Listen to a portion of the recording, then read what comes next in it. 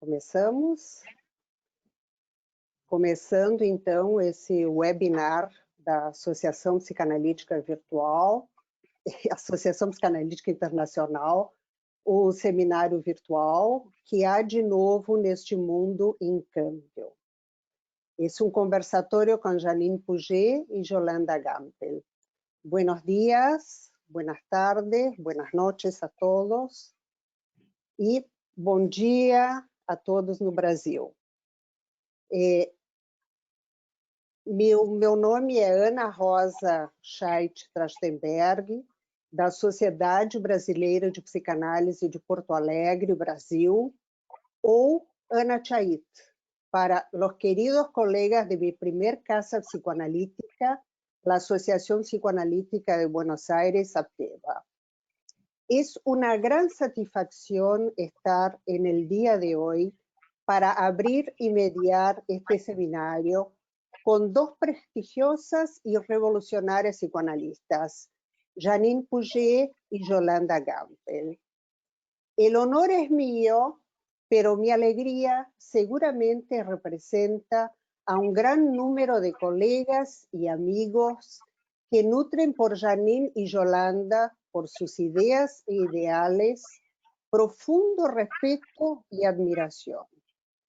Agradezco a Virginia Ungar, presidente de la IPA, por la invitación y por su participación en los encuentros previos, por su disponibilidad e inteligente orientación. Entre las cuatro hemos producido ideas, sueños y múltiples interrogaciones. Y hoy estamos reunidas las tres. Janine, franco-argentina, en su casa en Buenos Aires. Yolanda, argentina-israelí, en su casa en Tel Aviv. Y yo, Ana Rosa, brasilera y medio argentina, en mi casa en Porto Alegre. Es un buen ejemplo de que llevamos también las subjetividades y miradas según la cultura en que vivimos. Y reunidos con la audiencia en sus diferentes casas por el mundo a través de las pantallas. Hay un aspecto fascinante en todo eso, pese a la catástrofe pandémica que estamos viviendo todos y que nos obliga a estar en casa. Antes de leer los currículos de Janine y Yolanda, me gustaría presentarlas muy brevemente desde otro punto de vista que no el CV tradicional, pese a que ambas en realidad dispensan presentaciones. Janine Puget publicó Subjetividad Continua, Incertidumbre y Certezas y es coautora con Isidoro Berenstein de Lo Vincular, Teoría y Clínica Psicoanalítica y con René Caes, Violencia de Estado y Psicoanálisis, entre otras importantes publicaciones. También sé que a Janine no le gustan las presentaciones formales, le gusta que se vayan dando, que vayan ocurriendo en el encuentro con las ideas. Pero yo me arriesgo y tomo palabras de Janine. No se trata de una definición identitaria, y sí lo que se vaya construyendo en cada situación. Lo identitario en cada uno no es tan importante cuanto lo situacional que va ocurriendo de acuerdo a quién está, y así se va haciendo el vínculo. Cada uno se va haciendo en cada situación que vive.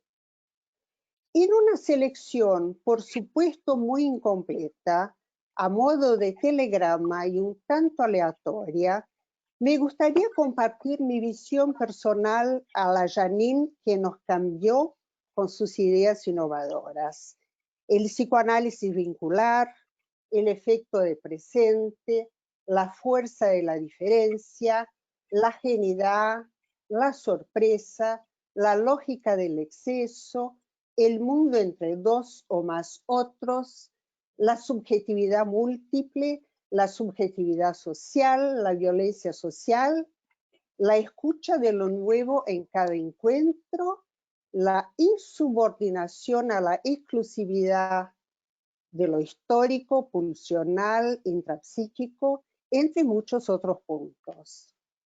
El listado para esta nueva metapsicología, para el hoy y para las nuevas generaciones de psicoanalistas, podría seguir, claro, pero la dejo por acá.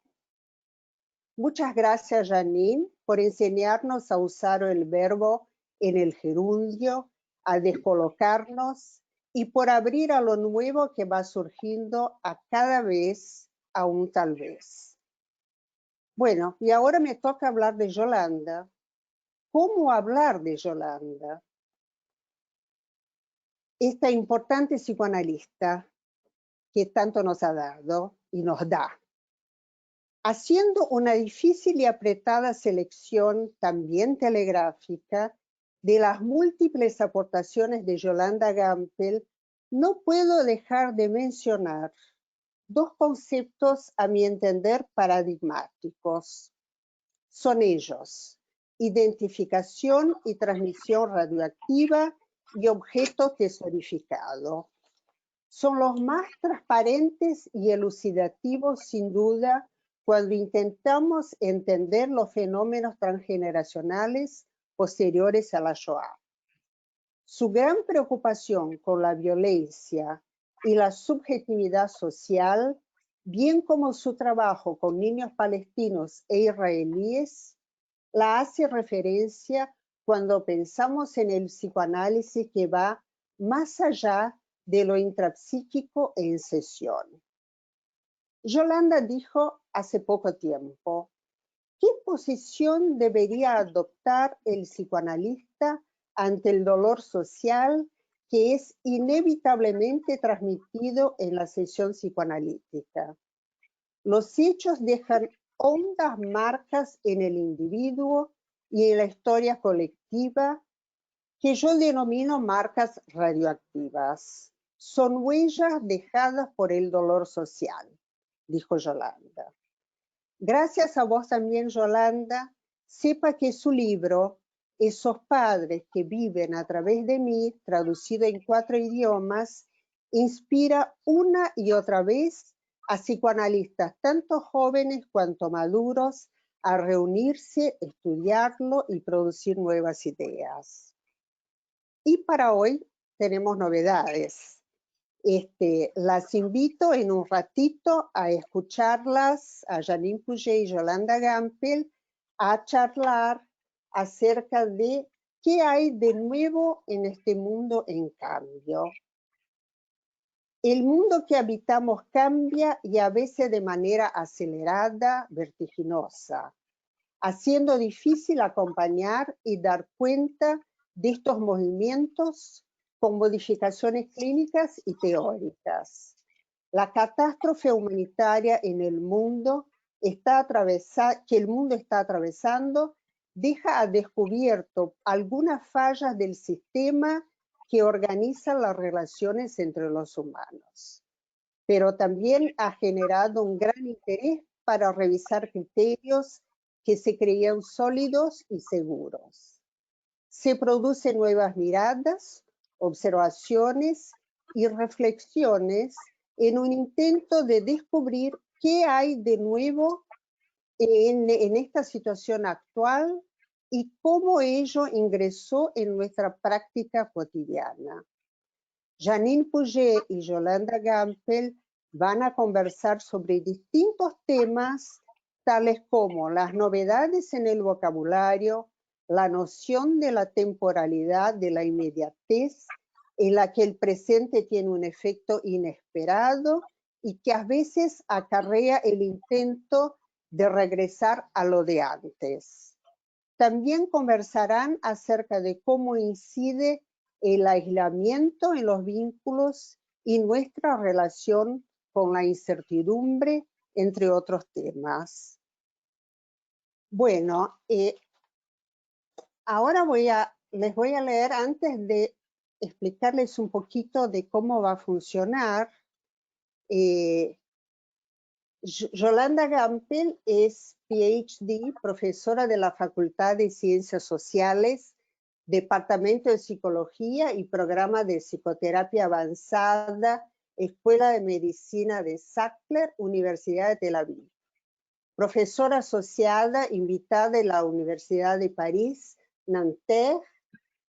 Psicoanalista ganadora del Premio Internacional Hyman y del Premio Sigourney, y sus publicaciones e investigaciones están relacionadas con los efectos de la violencia política, social en los niños, el analista y el proceso psicoanalítico.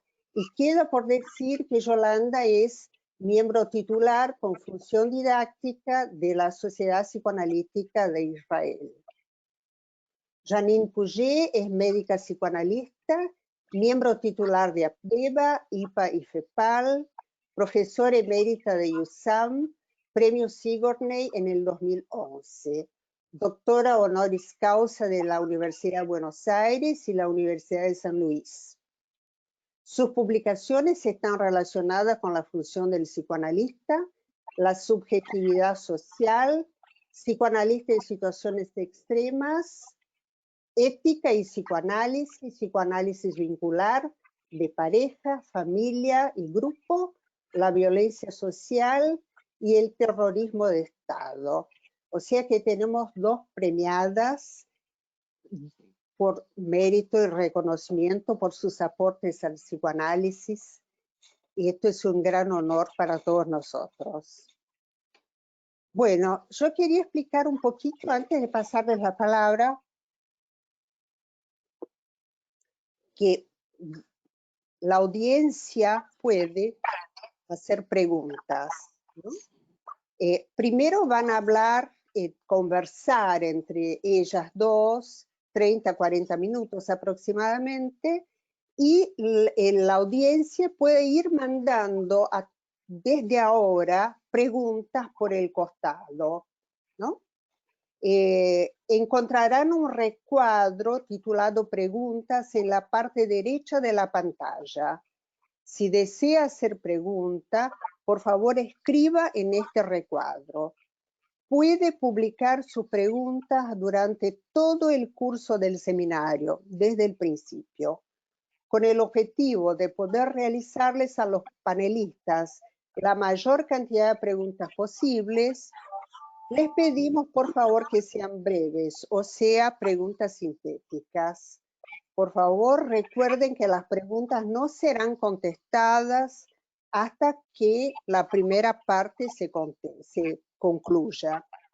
Y también, desde ya pedimos disculpas que posiblemente no todas las preguntas serán contestadas por razones de tiempo, pero estamos estimulando que las haya, para que en la segunda parte tengamos una segunda vuelta del diálogo entre Janine y Yolanda.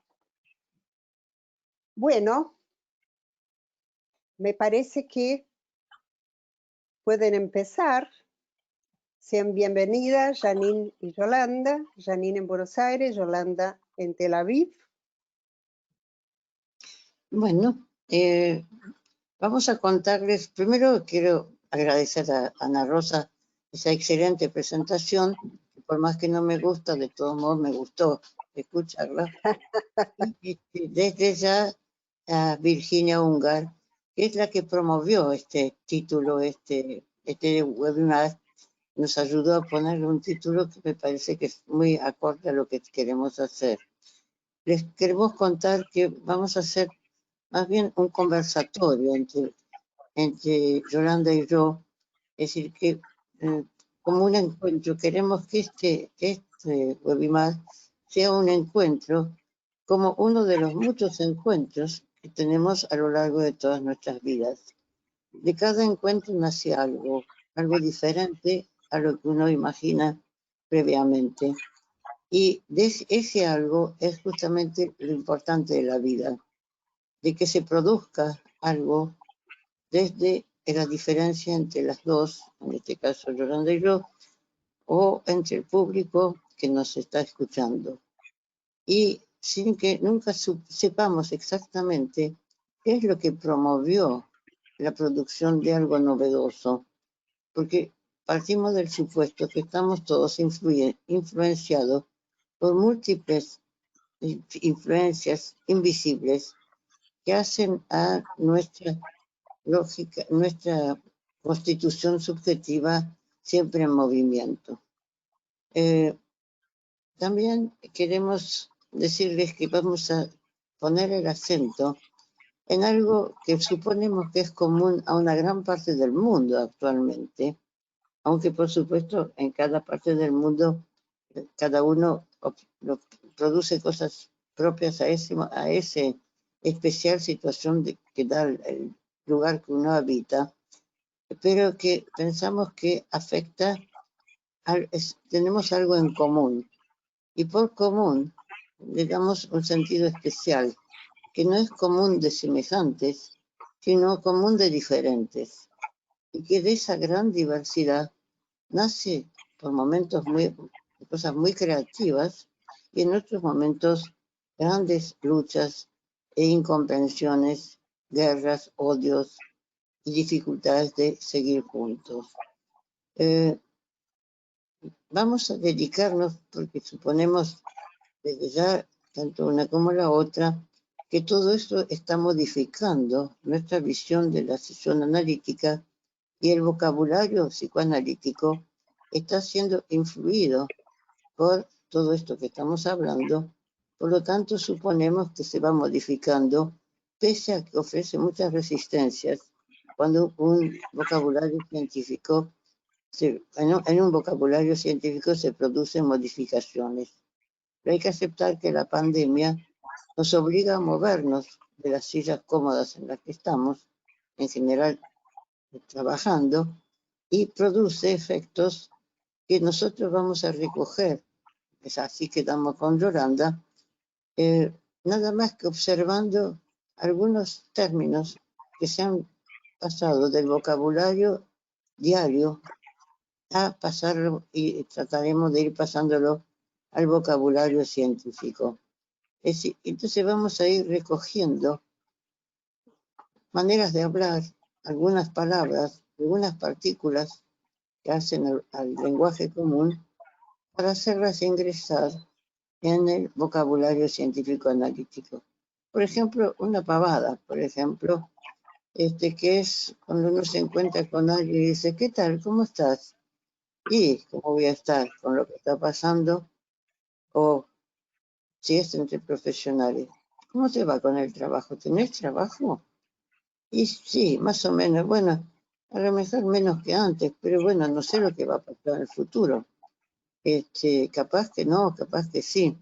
Son comentarios banales que parecen no decir nada, y sin embargo están transmitiendo algo muy importante, que es la intranquilidad o la idea que a todos nos pasa igual.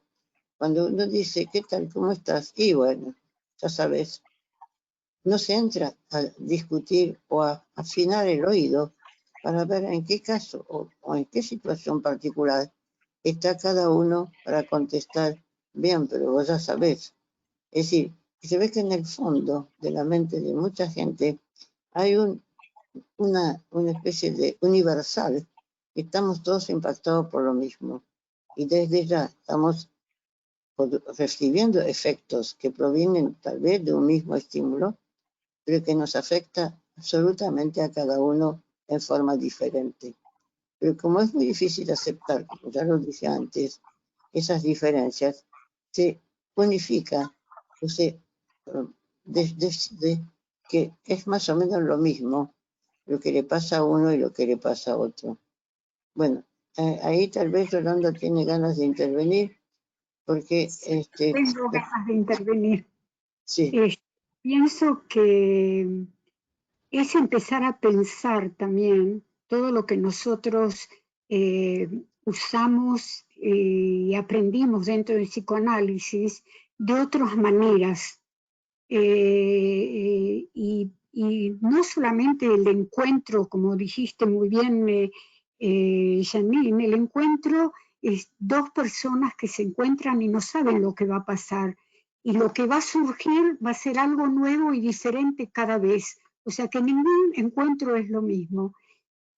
Y eso por ahí nos podría enseñar a aprender a escuchar cada hora de psicoanálisis como el encuentro de algo nuevo con el paciente y poder sorprendernos cada vez de algo que no sabíamos, no de que ya sabíamos que la sesión pasada pasó esto, sino de algo nuevo para que en ese gap, en esa diferencia, se pueda crear algo nuevo.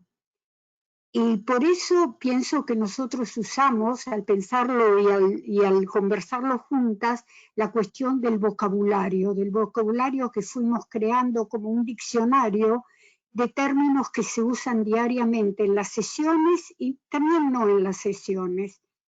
Y que a mí me gustaría traer como en primera instancia ejemplos de niños, del lenguaje de niños, porque tienen una capacidad inocentemente poética. Ellos crean un vocabulario, buscan expresar sus angustias, sus miedos, usando palabras que ellos escucharon, que no saben el significado ni siquiera, y ellos le dan, según la sonoridad y la forma, nos dicen a través de eso lo que sienten, temen.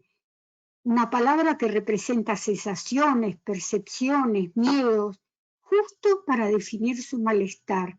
Y que eso lo encontramos en cada hora del niño y tenemos que saber de qué se está hablando. Ellos conocen, no siempre conocen el significado de las palabras que ellos están usando. Y voy a traer dos ejemplos de un niño, Noam, que tiene 7 años, que no pudo dormir toda la noche anterior y no dejó dormir tampoco a los padres.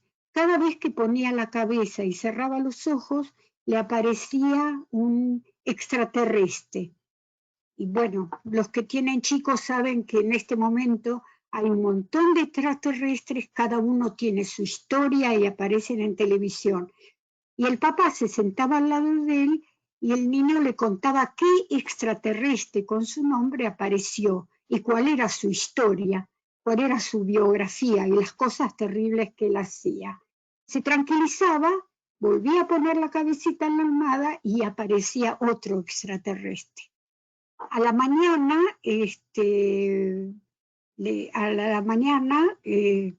tomando el desayuno, le cuenta a su padre otras historias y aventuras. Y de pronto le dice, papá, ¿por qué en hebreo, el idioma que él habla, la palabra que se usa para hablar de extraterrestre, ¿qué quiere decir? No entiendo lo que quiere decir. En hebreo se dice Hay Zar. Y el papá le dice, es muy fácil entender lo que dice. Hay en hebreo quiere decir vivo, vida. Y Zar quiere decir extraño. O sea que es una cosa de vida, un vivo extraño. Y entonces siguió la charla con el niño y el niño dice al final, si me dividís la palabra, entiendo lo que quiere decir y me da menos miedo. O sea, cuán importante es escuchar el vocabulario, la división de palabras y las cosas nuevas que vamos creando. Otra niña de 5 años llega y dice, estoy muy preocupada. A los 5 años los chicos no hablan, estoy preocupada, es una palabra de una mamá, de una abuela, de un padre.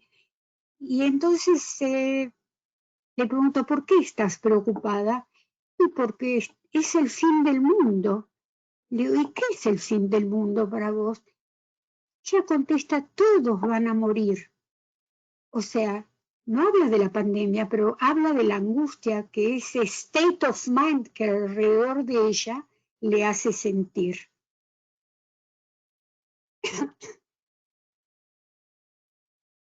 Es interesante porque digamos, los adultos hablan creyendo que los niños entienden lo mismo que ellos. Y es muy difícil, eso no, pasa en relación con padres e hijos, que se tomen el trabajo de ver qué escuchó el otro, que no es lo mismo que es lo que uno piensa haber dicho. Extraterrestre para un adulto quiere decir algo, para un chico otra cosa, pero justamente tal vez para un adulto, extraterrestre tiene un misterio, es que nunca sabremos exactamente qué quiere decir para un chico, sino que es para nosotros imágenes especiales.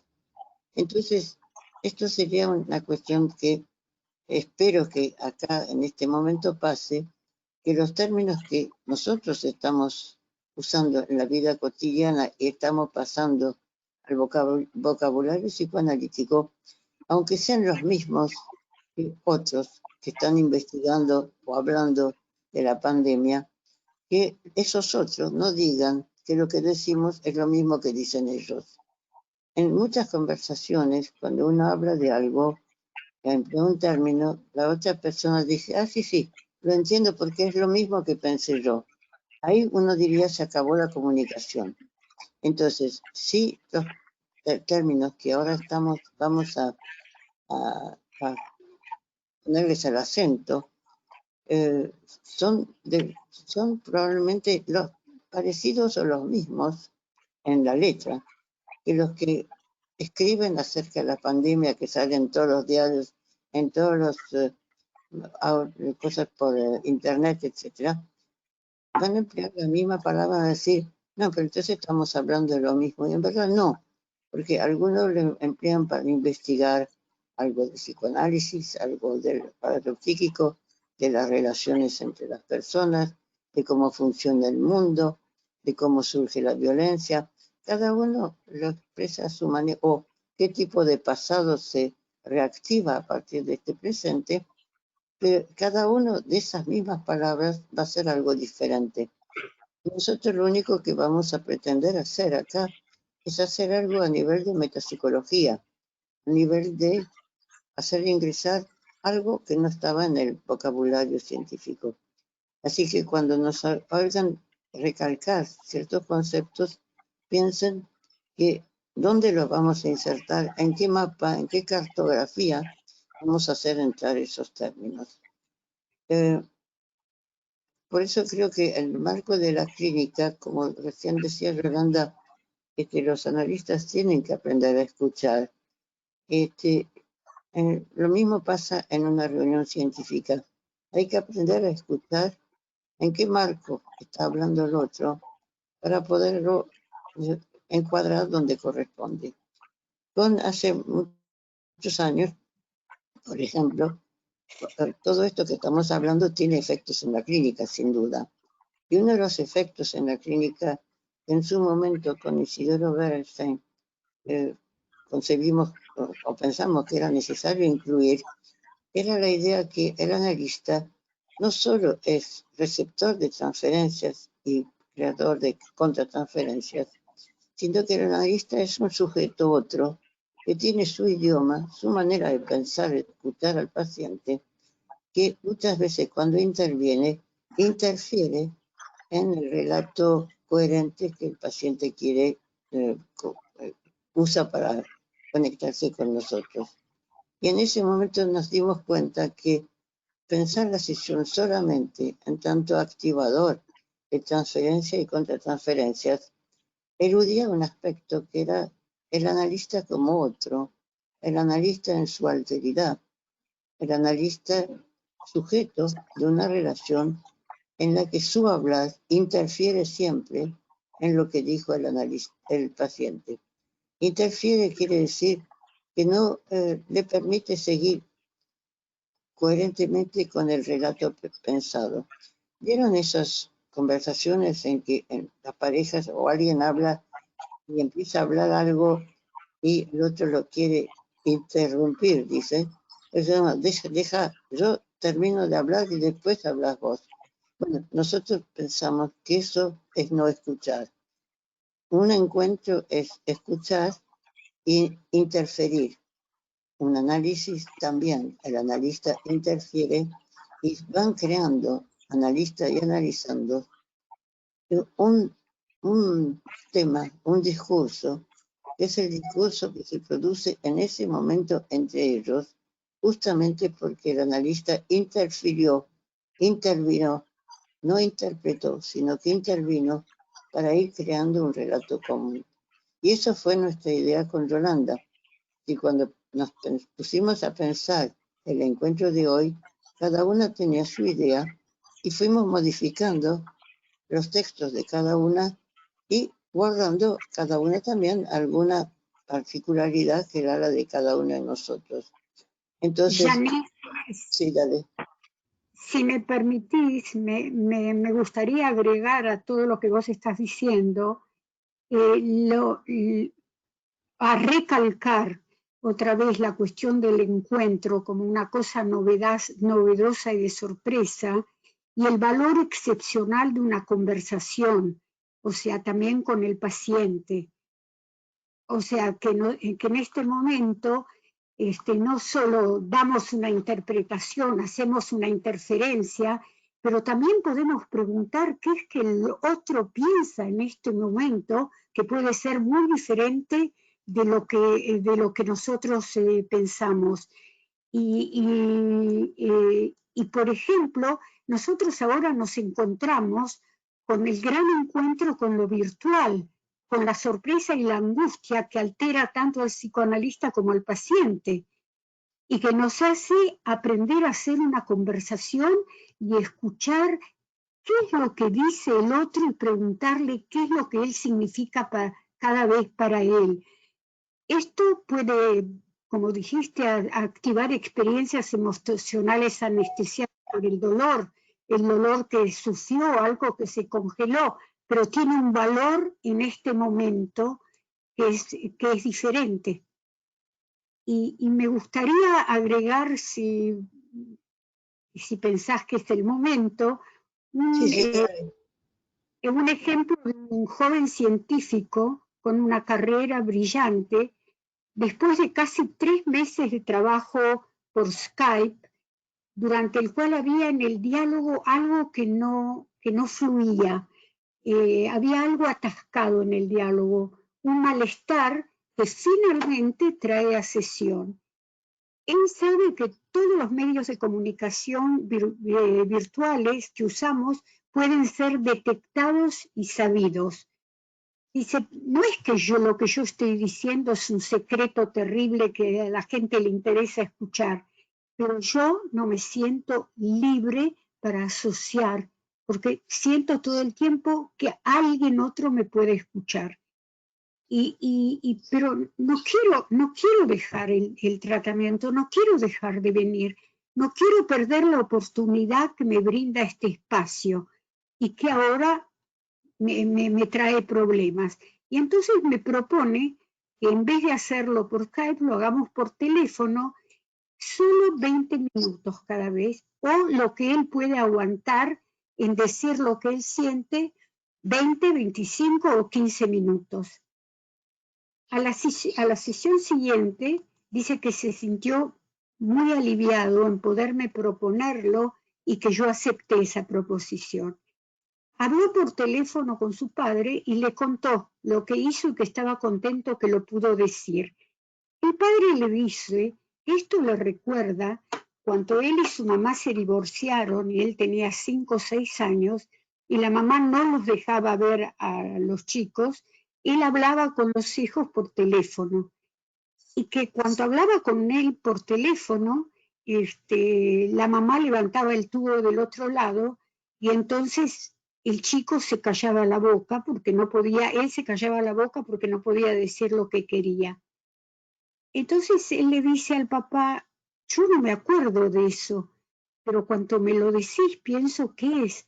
Dice, pero no es ahora lo mismo, es otra cosa que no puedo entender y que no lo puedo seguir haciendo. De todos modos, el ejemplo que trajiste, Yolanda, me parece que introduce un poco la posibilidad de hablar de algo que también es nuestro, de pensar que en una sesión se activan dos lógicas superpuestas. La lógica de la historización, el paciente le dijo al papá, el papá asoció y uno podría pensar que bueno, algo de su pasado se reavivó en ese momento y es muy bueno, pero que había algo que no es, y que es justamente del puro presente, en que no hay historia a esto, no es la historia del papá, sino que es la historia de él y de su análisis, y la historia del psicoanálisis que gracias o por culpa o a causa, como prefieran pensarlo, de la pandemia, tuvo que incorporar algo que no estaba en las épocas de Freud, digamos, que es Internet. Bueno, el grande tema entre los psicoanalistas es si Internet es psicoanálisis, si no es psicoanálisis, si Internet es lo mismo que si se ve el cuerpo, no se ve el cuerpo, si uno perdió el confort del consultorio. De todos modos, es una revolución entre los psicoanalistas. Algunos solo piensan, cuando vuelva a mi consultorio, con el confort de mi consultorio, que nunca se vuelve a lo mismo. Y otros dicen, aprendí algo nuevo, aprendí que tengo que entender qué pasa en la relación entre un analizado o analizados, grupos, familias, parejas, por Internet, y qué es lo que se puede y qué es lo que no se puede hacer. Esto es un aprendizaje que recién comienza, pero que nos revolucionó el psicoanálisis, en cierto sentido, porque forma parte de las grandes discusiones que se dan en las instituciones psicoanalíticas. ¿Vos trabajás con Skype? No, no trabajás con Skype. ¿Trabajás por Internet? ¿Es lo mismo? ¿No es lo mismo? ¿Te falta algo? Por supuesto que no es lo mismo. Falta algo, siempre falta algo. En cualquier dispositivo que tengamos, siempre va a faltar algo.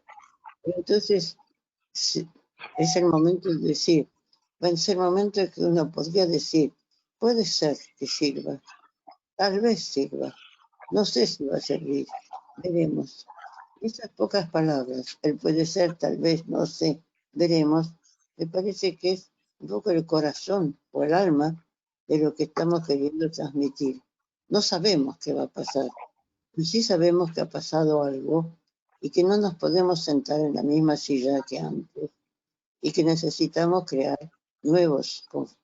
Se han creado nuevos conflictos y esos nuevos conflictos tenemos que buscar cuáles son las herramientas que podemos usar para tratar de hacer algo con ellos y reconocer qué tipo de funcionamiento vincular o funcionamiento mental produce todas estas situaciones.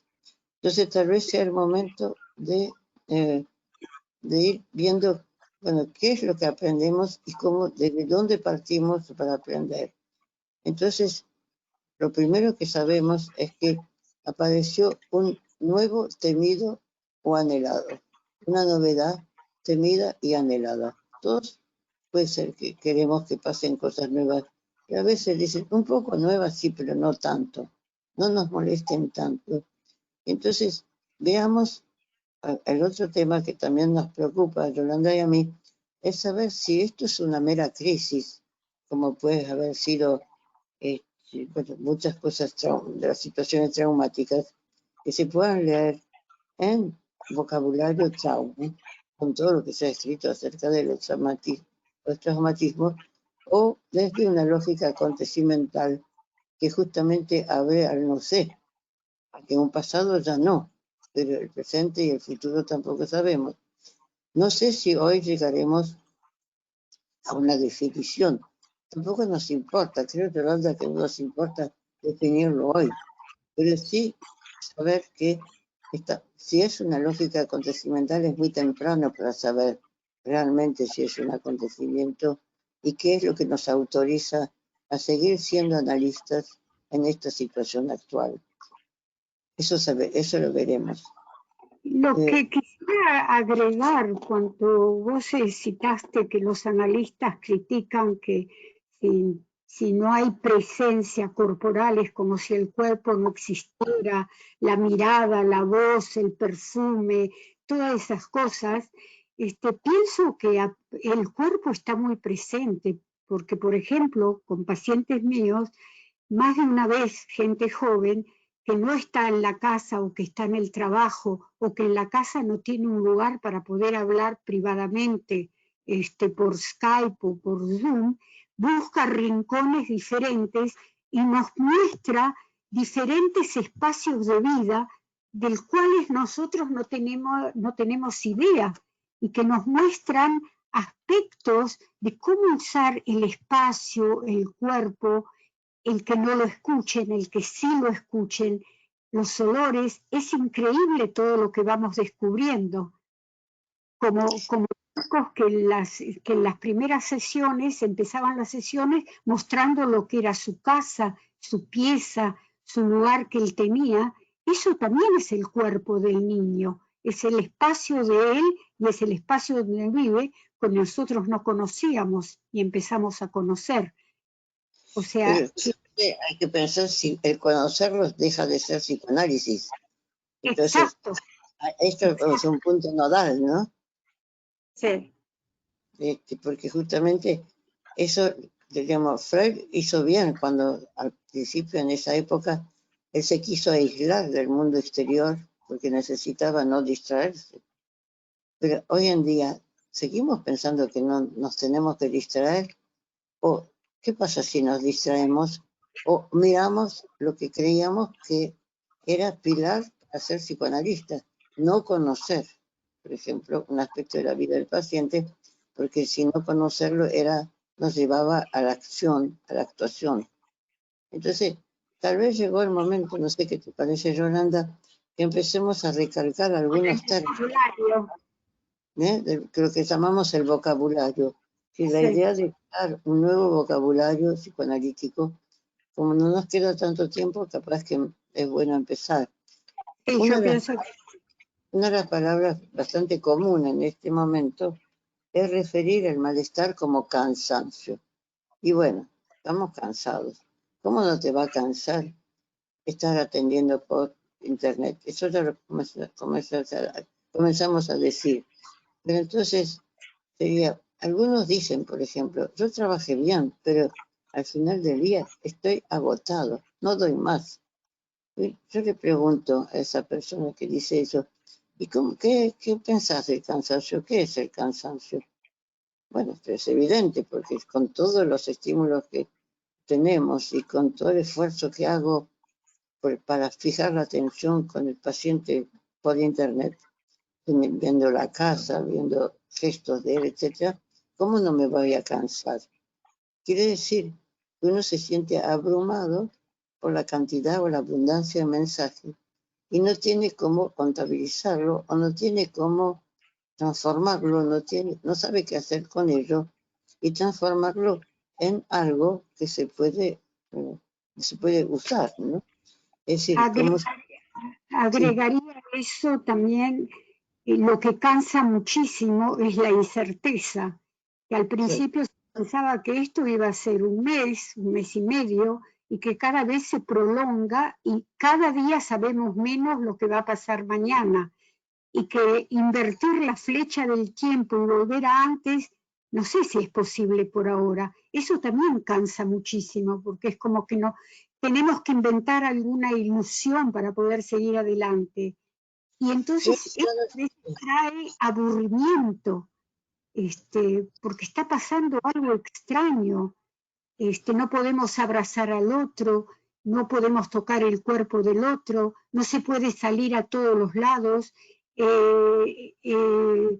Y entonces estamos pensando todo lo que está pasando y todo lo que no debería de pasar, como si nosotros tuviéramos el control de eso. Sí, absolutamente. Digamos, la idea es que lo que no es igual a ayer nos falta. Claro. Tendría que ser igual. Y ahora noté estos días que el volver a antes, que en su momento era casi fundamental, en este momento es cuando termine esto, dentro de un mes, dentro de 2 meses, entonces vamos a hacer todo igual que antes. Y es evidente que nada va a ser igual que antes. Pero la idea es, bueno, que algo tiene que pasar igual a qué, igual a hoy, igual a antes, igual a después. Entonces, de golpe, la idea del levantamiento, del confinamiento, es, bueno, dentro de un mes todo va a ser igual a antes. Es decir, el igual a antes es tremendo. Y justamente es lo que no tiene que pasar. Creo que tenés un lindo ejemplo, Yolanda, del aburrimiento de esa paciente de 20 años. O sea, hay cosas que en lugares de trabajo donde hay investigaciones o bancos y donde hay gente que tiene funciones muy especiales y que trabajan en equipos de 6 y que tienen que ir al lugar de trabajo por los problemas de contagio, y si alguien no faltar, entonces tienen reunidos 2 equipos que trabajan en lo mismo y se reúnen en semanas diferentes. Pero la semana que ese equipo se reúne queda en el lugar de trabajo. Esta es una muchacha que vuelve a la casa la noche anterior, a la mañana yo la veo, después de 2 semanas que estuvo encerrada en el lugar del trabajo, por la nueva organización durante la pandemia,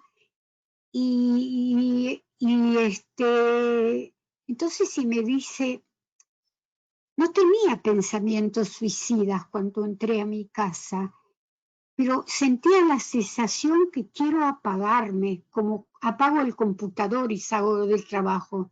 Un botón y apagarme. Siento un malestar, una decepción, una amargura. No había pensamiento en mí. No pienso. Estaba en un callejón sin salida. Nada tenía importancia. No hay entradas. Le digo, ¿y entonces qué hiciste cuando llegaste anoche a casa?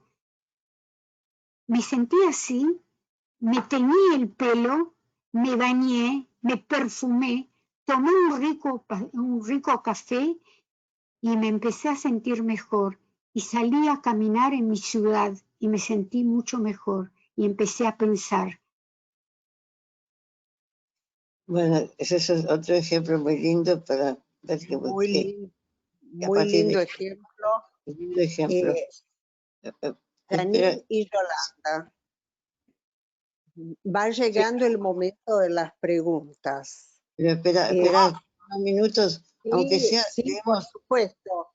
Ya tenemos varias preguntas. Es como para ir entrando en clima de preguntas. Bueno, entonces hacemos un listado un poco rápido. ¿Qué te parece, Yolanda? Sí. Bueno, hicimos sin nombrarlas, la obstrucción, la cuestión de exceso y falta, que es muy importante, que no tocamos, que ahora la cuestión no es lo que falta, la castración, el Edipo, es el exceso, la vivencia de desbordes. La vulnerabilidad. ¿Quién? La vulnerabilidad. Descubrir. La vulnerabilidad humana. La vulnerabilidad es un poco enormemente importante en este momento, y probablemente también haya nuevas exigencias para los psicoanalistas. Algunas de esas, lo hacemos listado rápido, algunas de estas nuevas exigencias es asegurar una disponibilidad, pero tener que analizar o pensar entre todos qué quiere decir que un analista esté disponible, porque todos van a contestar, ¿cómo no voy a estar disponible? El estado de disponibilidad es estar abierto a lo nuevo. También estamos hablando de la eficacia de la inmanencia. Janine, me gustaría agregar que la disponibilidad es la manera que el término libertad en chino es traducido en nuestro lenguaje, o sea, que la disponibilidad no es, claro, yo estoy disponible para mi paciente para escucharlo, pero la disponibilidad es tener una cierta libertad para poder aprender cosas que no sabemos y poder ser reflexivo, de aprender de que no sabemos lo que será mañana y entonces y aceptar lo que está pasando. Es como decía el sabio chino Confucio, el sabio está siempre perfectamente disponible para lo que cada situación exige. cosa que nosotros los occidentales tendríamos que aprender. O sea Ahora, que en occidental agregamos tener en cuenta la responsabilidad social que tenemos, el sentimiento de solidaridad, lo que es construir intimidad versus desamparo. ¿Qué quiere decir desamparo? Suponemos o nacemos, el psicoanálisis nos dijo que el bebé debe sentirse amparado por la mamá. ¿Pero qué quiere decir amparo?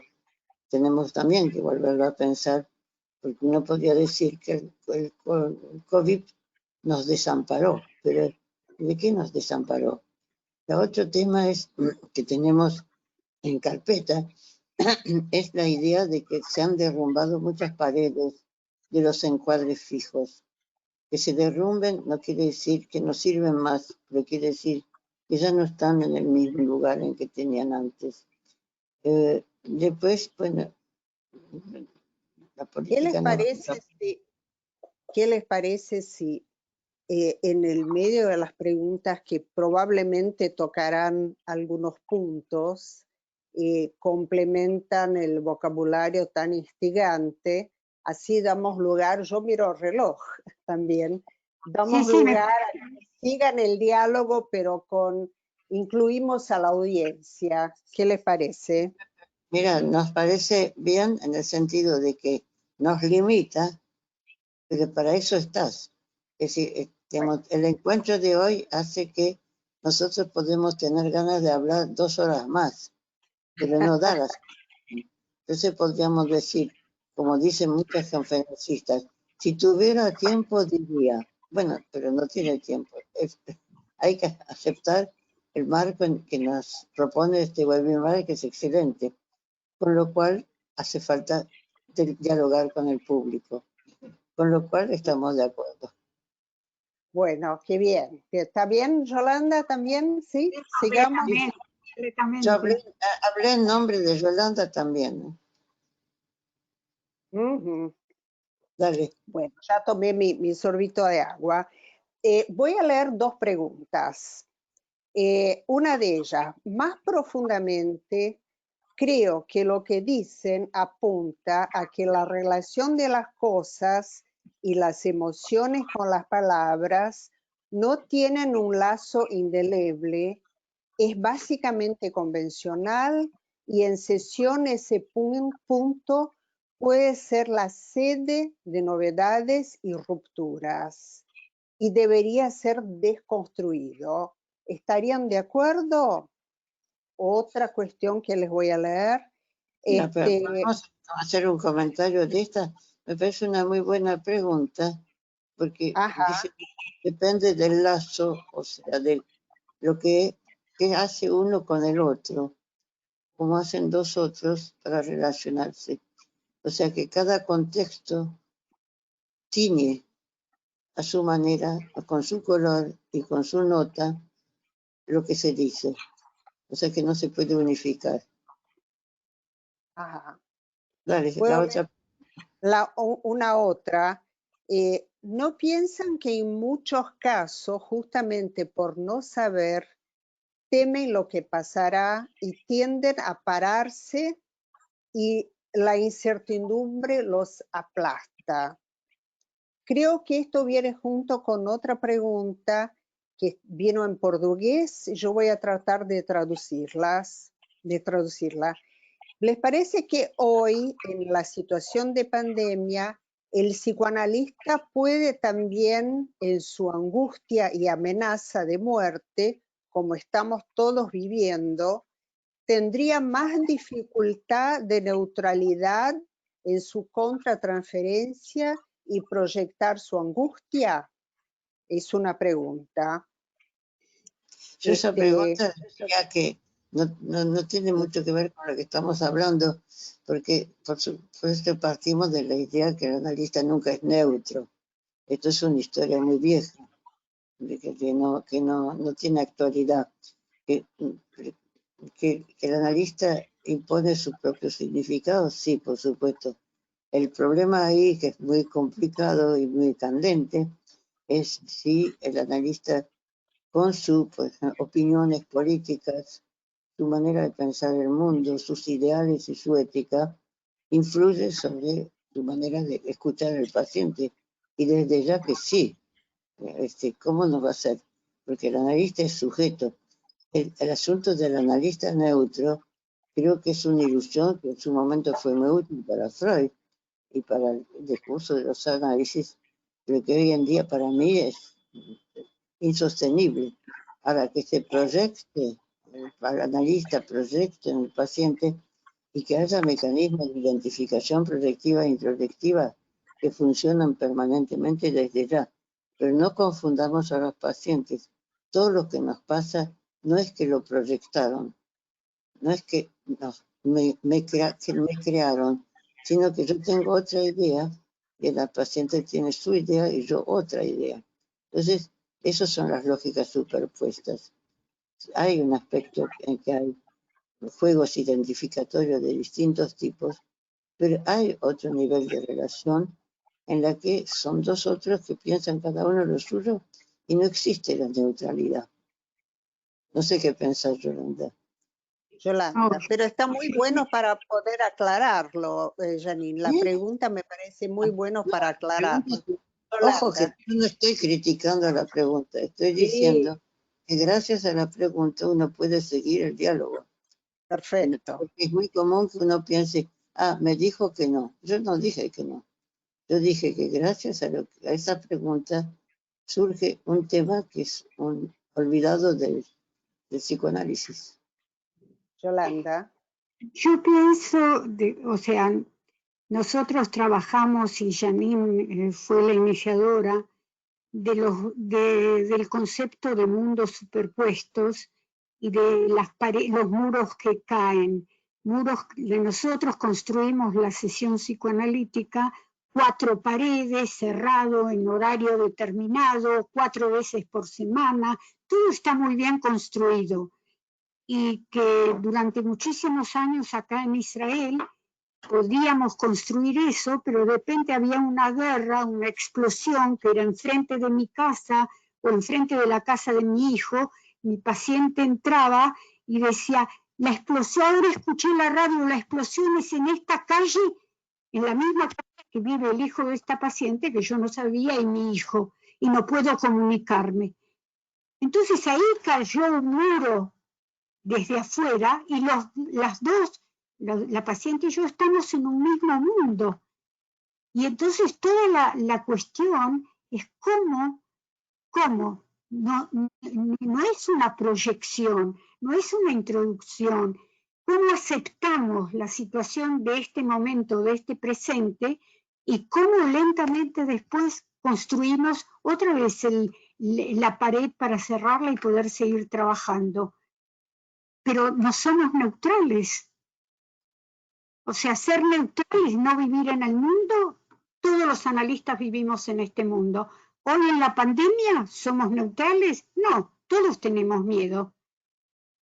La cuestión es cómo poder escuchar al otro y poder aceptar que tanto el otro como yo tenemos miedo y cómo hacer una conversación que abre, cómo estar disponibles para poder pensar de diferente manera en las mismas cosas que pasan, pero que no es lo mismo en mí que en el otro. A ver, ¿hay otras preguntas? Hay otras preguntas, sí.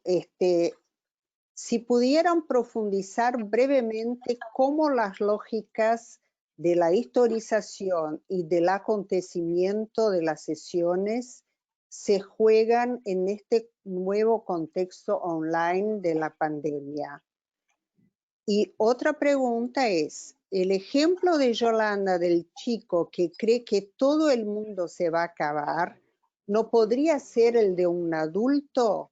Pero mi experiencia es que muchas veces está en los sueños de los adultos y no en las palabras, yo supongo. Pues, si quieren, hay más preguntas, pero están muy lindas, ¿no? Así que una vuelta más, Yolanda y Janine.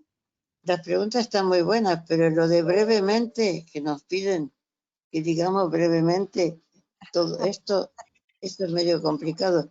Lo que sí me parece bueno es que la pregunta quiere decir que nos escuchó y sabe que existe una gran complejidad para hablar de estas lógicas heterólogas de las que estuvimos hablando.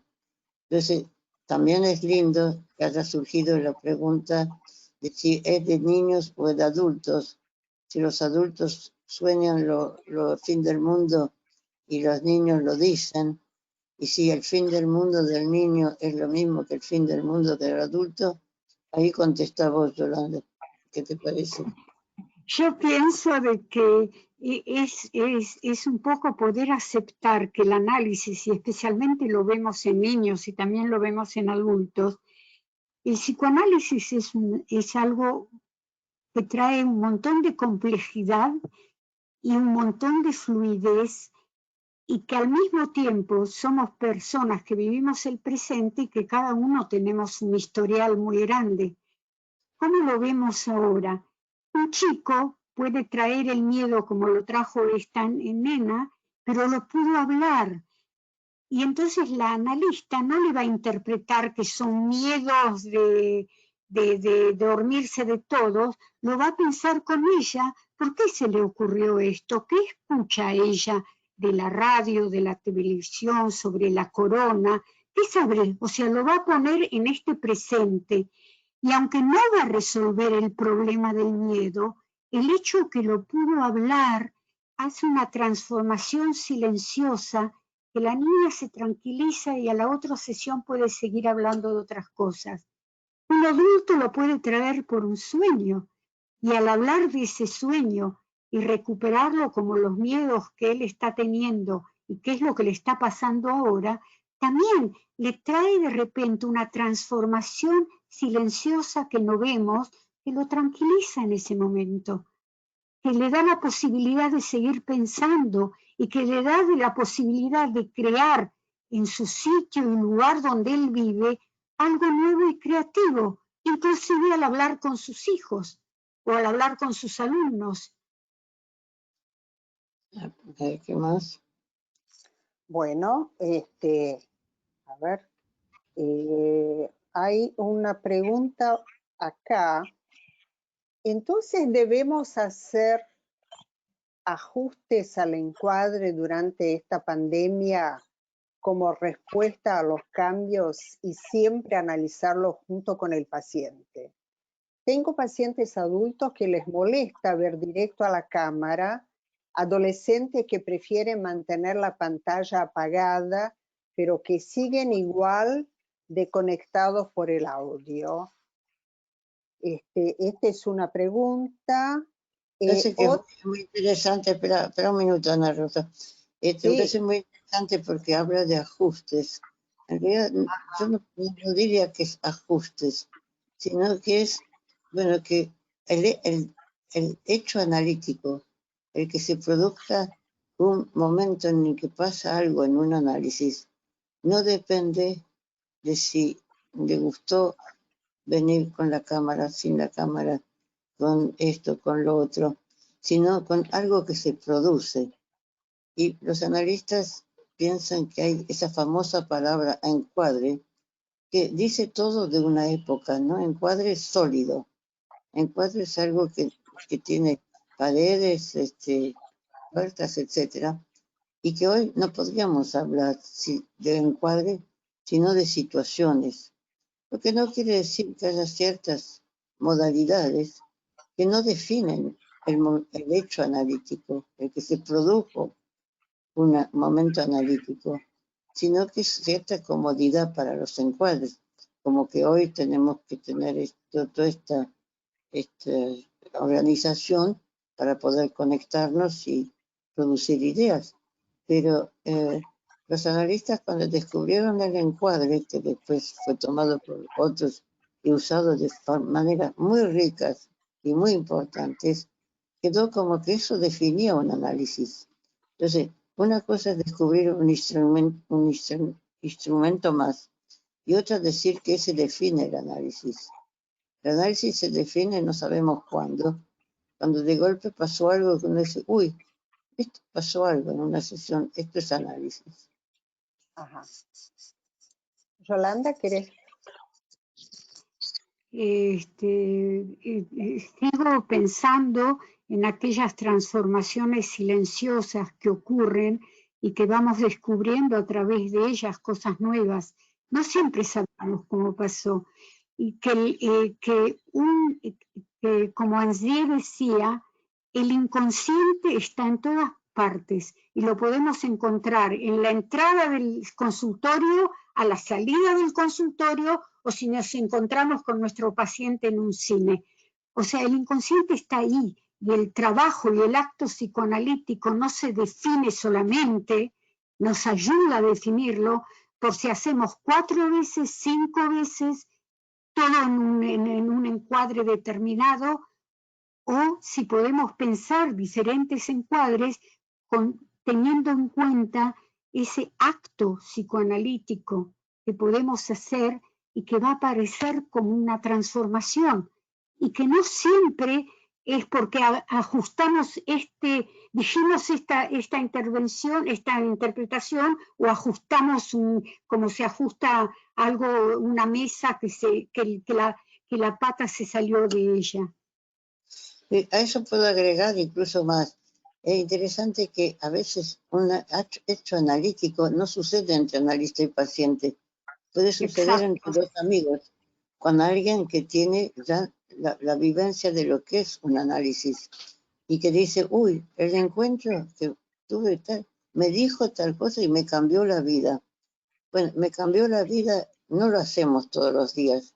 Muchas veces hablamos, pasan cosas en las sesiones, pero que me cambió la vida o me cambia la cabeza, no se dice todos los días. Es decir, son hechos excepcionales, sumamente ricos, que son resultados productivos de un encuentro.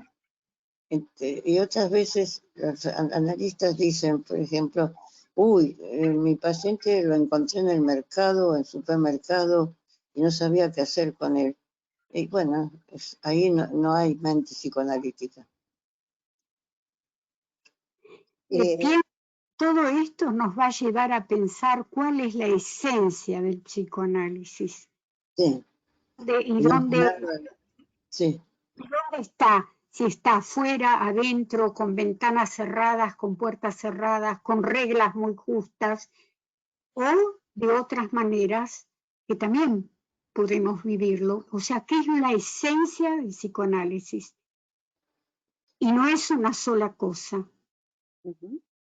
Quizás podrían, si les parece, pensar en que el término ajustes también entraría en el nuevo vocabulario, ¿no? Como para pensarlo. Una sugerencia. ¿Y puedo pasar a algunas preguntas más? Sí.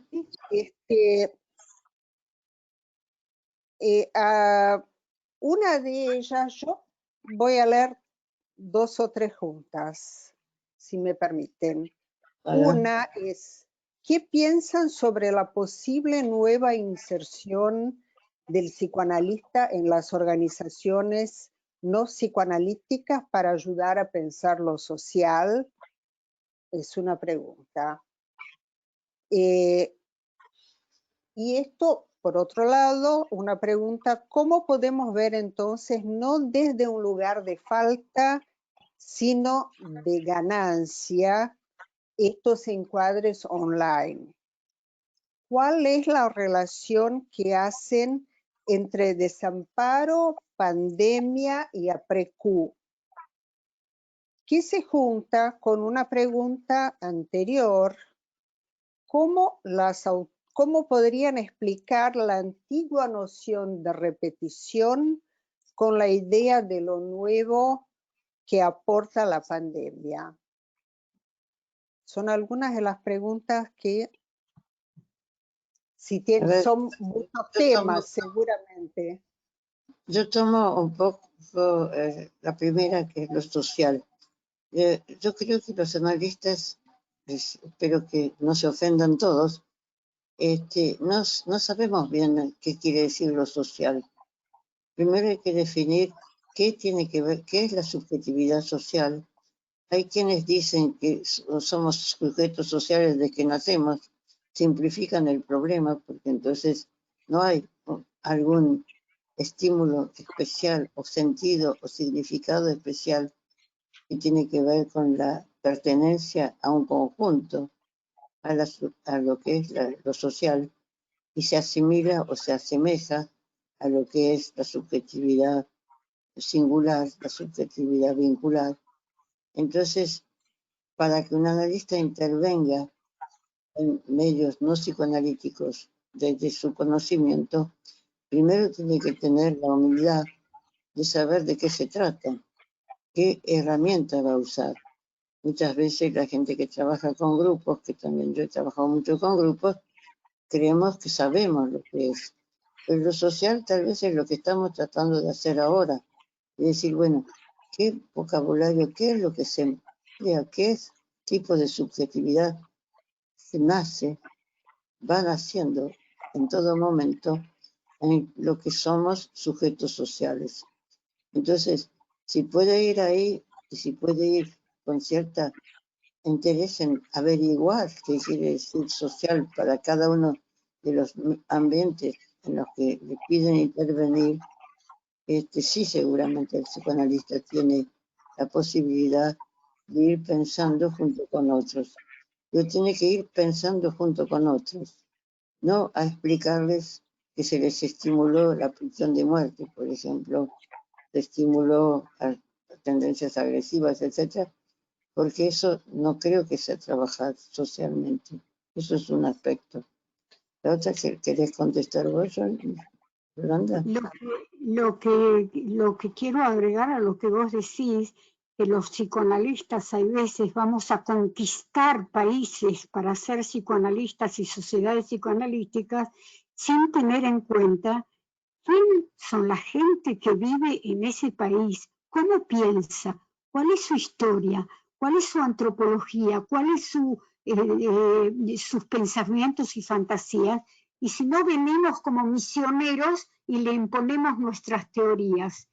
O sea, un trabajo, yo puedo decir que como alguien que trabajó fuera del contexto de mi consultorio en Gaza, en un mundo que es tan diferente al mundo en donde yo vivía, al mundo donde se creó el psicoanálisis, y donde puedo asegurarles que mi punto de vista o mi pensamiento sobre la esencia del conocer al otro sin conocerlo y aprenderlo, me ayudó a hacer actos psicoanalíticos muy importantes con chicos, adolescentes y con adultos en esa constitución, sin que vine e impuse el psicoanálisis.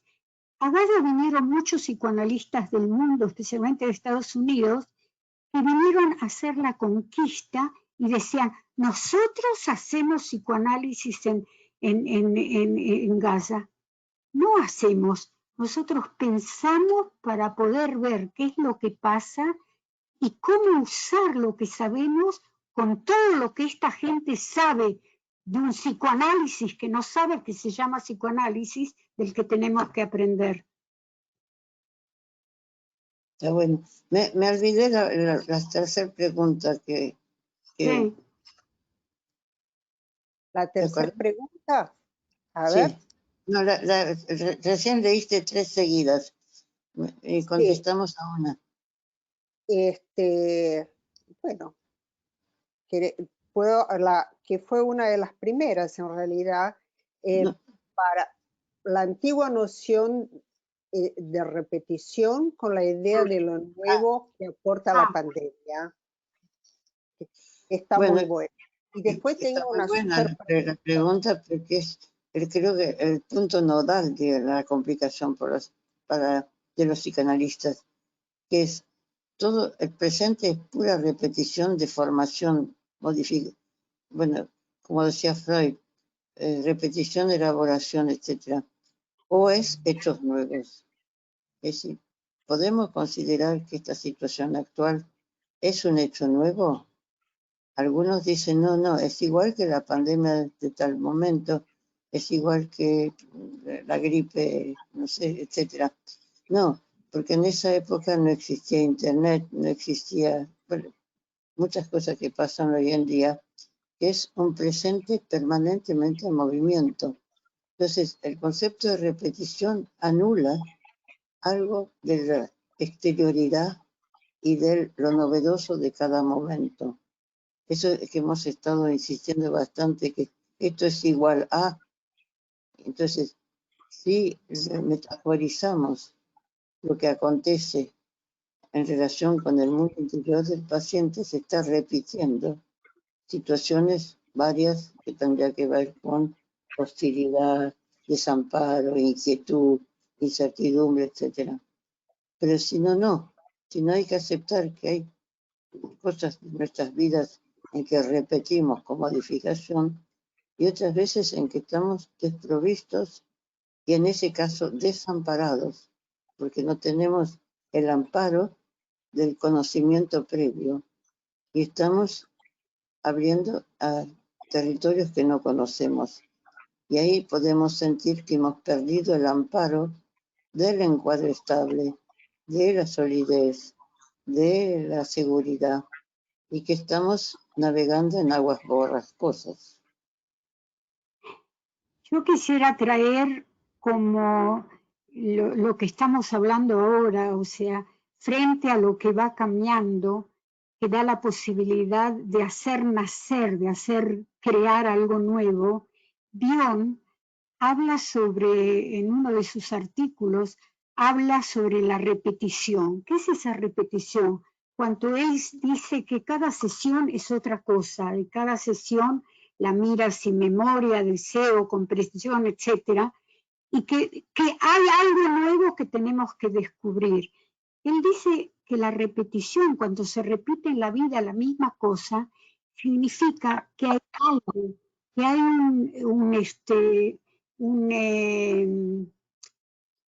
no tengo la palabra en castellano, un lugar, increíble. Cuando un chico está dentro un bebé está dentro del vientre de la mamá, ¿cómo es? Es un ¿Continente? ¿Qué? ¿Continente? No. ¿Cómo se llama? Cuando estamos creciendo en el vientre, somos primero que... El embrión, el feto. El embrión, el feto. El embrión, después somos un feto. O sea que la repetición es algo que tenemos adentro, que es como un feto que todavía no pudo nacer. Y que cada vez que repetimos queremos hacer nacer a ese feto. Y a veces estamos tan atascados que el feto no nace. El feto es la cosa que todavía no creamos en nuestras vidas. Y pienso que esto tiene que ver también con todo esto. Pero con la idea de movimiento nosotros estamos hablando también de que no construimos una casa sólida en todo momento, sino que vamos todos los días estando un poco asombrados o desprovistos del bagaje que creíamos que nos servía para afrontar el diario vivir. Las preguntas que están haciendo, por ejemplo, hoy, que son muy interesantes todas, porque por un lado a mí me da mucha alegría porque pienso que hemos creado ciertas dudas, hemos creado ciertos interrogantes que lo manifiestan con las preguntas que están haciendo, pero quiere decir que nos escucharon y que si bien no vamos a poder dar la definición exacta de lo que nos piden, de todos modos sabemos que esas personas que han hecho las preguntas se han interesado. A mí me alcanza con eso. No que piensen como yo, pero que les haya interesado me parece fantástico. Tengo una pregunta más y tenemos 11 minutos. Así que una pregunta también muy interesante. Bueno, dos preguntas. Leo la que estaba en orden. Incertidumbre no es un vocablo nuevo, pero ¿qué dimensión significativa distinta cobra en este hoy, ya que está sumamente presente en el discurso de nuestros pacientes en estos días? Y lo otro, piensan que se deberían hacer modificaciones en la formación de los analistas con estos cambios. Bueno, Pues, yo me voy a contestar yo porque vengo trabajando ese tema hace bastante y es cierto que forma parte del vocabulario común. Todo el mundo habla de incertidumbre. En distintas ciencias se habla de incertidumbre, pero depende del lugar que se le da en el vocabulario científico de cada uno. Para mí la incertidumbre ha pasado a ser un principio de incertidumbre que predice para la constitución de los vínculos que es predecible lo impredecible y que es un principio constitutivo de la dinámica de un vínculo y que no tiene el mismo sentido que cuando uno dice, uy, estamos en un lugar de incertidumbre. Esa incertidumbre es el motor más eficaz de creación de novedad, pero en general es empleado de otra manera. Con lo cual, todo el mundo en este momento puede hablar de incertidumbre, pero en cada cuerpo o en cada vínculo, en cada momento, la incertidumbre define alguna otra cosa. Piensen que Heisenberg creó también la incertidumbre y yo sobre eso me guié en su momento. Entonces tenemos que pensar que la incertidumbre de la cual estamos hablando es justamente lo más dinámico que tiene cualquier relación. No sabemos qué va a pasar. Pero aceptar que no sabemos qué va a pasar abre la puerta a eso que decía Yolanda antes, que es la necesidad de ir definiendo qué entendemos por psicoanálisis. ¿Entendemos por descubrir la verdad o entendemos por confirmar hipótesis? Y la otra pregunta... Yo diría, yo estoy mirando un poco al reloj. Lo otro es modificaciones en la formación. Eso es más grande, ¿no? Es grande. Pero sí, si Yolanda...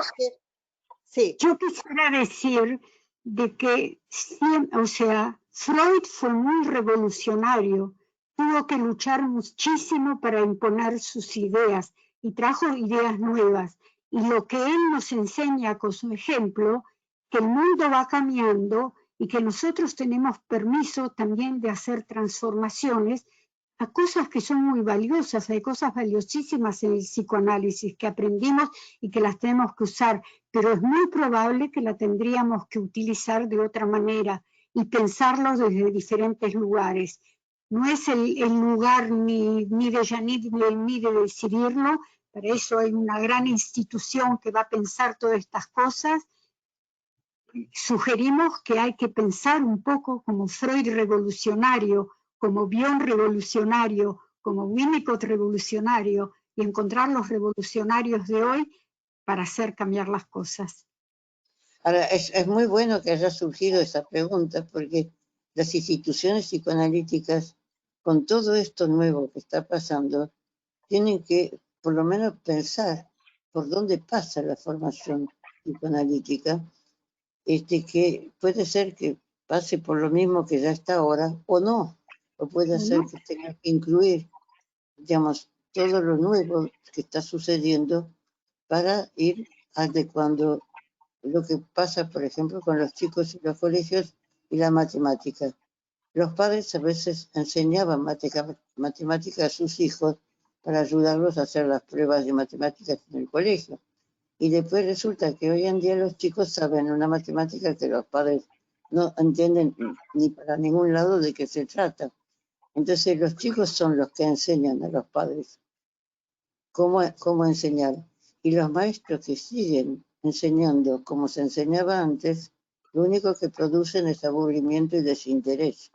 Entonces nosotros no podemos producir desinterés en personas que quieren hacer la formación. Pero sí, probablemente tenemos que ajustar y aprender los nuevos lenguajes, de donde aprendemos mucho de los chicos que nos enseñan e invertimos el orden del aprendizaje. Antes era que los padres enseñan. Hoy los chicos que enseñan a los padres a ver cómo se hace para ser padres. O sea que es mucho más complicado. Janine y Yolanda, vamos encaminándonos para la finalización porque yo miro el reloj y a la 1:30 tenemos que terminar esta conversación maravillosa que además nos deja muchos interrogantes y esto me parece que es un valor muy importante de esta conversación. Quiero transmitirles, antes de finalizar, que muchos, además de las preguntas, muchos han escrito agradeciendo haber tenido la gran oportunidad de escuchar analistas tan valiosas y muchas felicitaciones para ellas. Con lo cual yo estoy totalmente de acuerdo. Creo que la audiencia ha estado comprometida, atenta y no aburrida. Así que me quedan unos pocos minutos para agradecerle. Primero quiero agradecerte y agradecer al público, porque la verdad que es lindo lo que dicen. Es lindo. Yolanda, ¿quieres decir algo? Bueno, también muchas gracias de haber tenido esta oportunidad de hacer una conversación que nosotras estuvimos conversando, Janine y yo, durante 3 semanas por Skype en Buenos Aires y en Herzliya, donde yo vivo, y que escribimos larguísimas páginas porque cada una escribía y corregía y seguíamos charlando, y creo que en el encuentro de hoy agregamos muchas cosas que no habíamos pensado antes.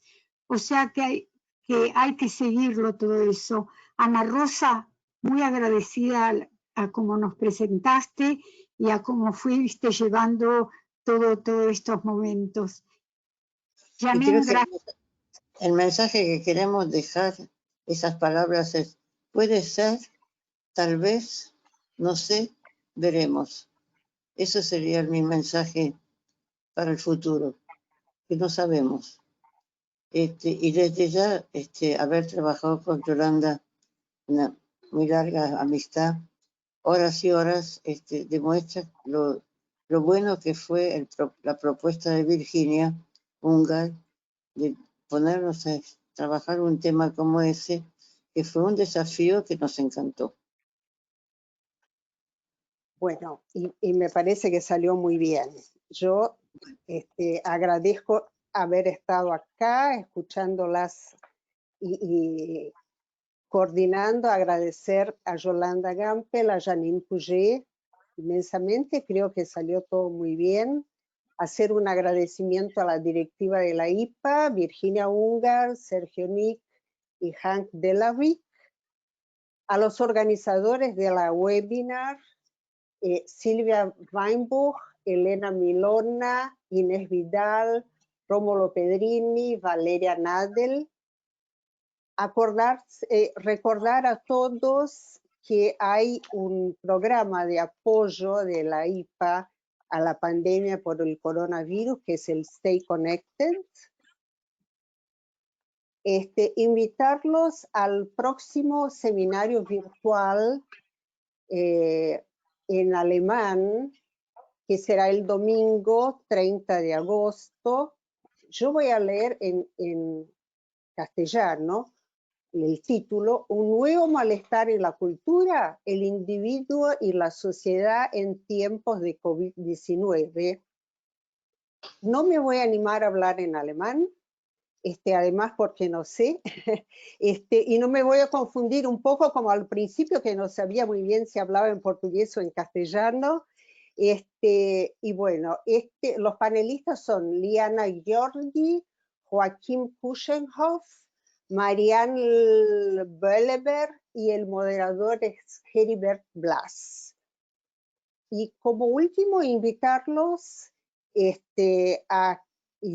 comunicar que la convocatoria de propuestas para el Congreso de Vancouver de la IPA en julio del 2021. La convocatoria está abierta hasta el 31 de agosto y se llama Lo infantil, sus múltiples dimensiones. Participen. Y agradecer mucho a la audiencia, a la participación con las preguntas. Un gran abrazo a todos, un gran cariño a Janine y a Yolanda. Y bueno, nos despedimos hasta la próxima.